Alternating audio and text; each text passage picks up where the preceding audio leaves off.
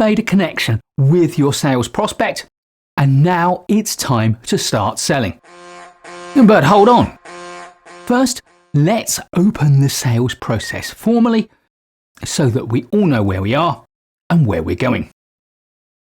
This is called the sales opening.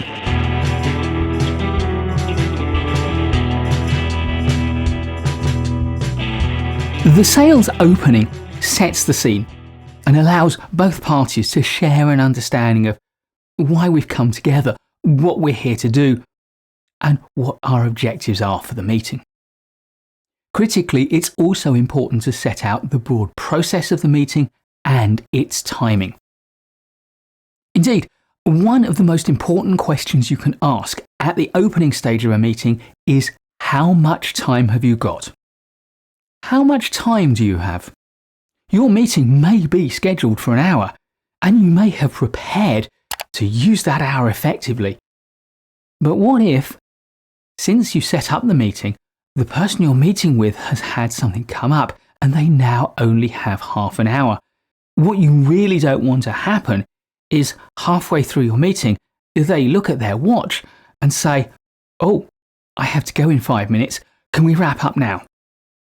And you are half an hour from your wrap up. There are some important things that you were going to say, and now you don't have time to say it. All you have time to do is to rush through to the end to a not very satisfactory closing.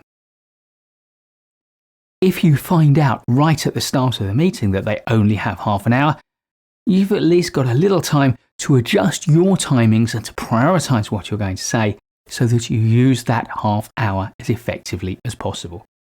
So always ask your prospect how much time they have at the start of every meeting. As well as setting the scene and shaping the meeting, the opening has another very important purpose. It establishes that you are well organized, and that in turn contributes to the element of trust. So if you are going to show how well prepared you are, what do you need to include in your opening? Well, I would say that there are 4 things. Introduction, a statement of your objectives, the process that you intend for the meeting, and the transition, how you're going to move from the opening into the deeper part of the sales process. First, introduction. Offer to introduce yourself formally. This introduction is all about establishing your credibility, your ethos, why you're there and why they need to take you seriously. So this introduction is something you need to prepare. You need to know what you're going to focus on so that you meet their needs for understanding why you're there and why they can trust you. And you also need to rehearse it to make sure that it is short and concise whilst still packing in all the information that you need to cover. Second, objective.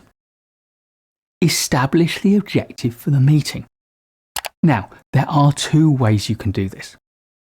Firstly, you could state your objective and seek confirmation from the other person, the other people in the room, that this is an appropriate objective for them.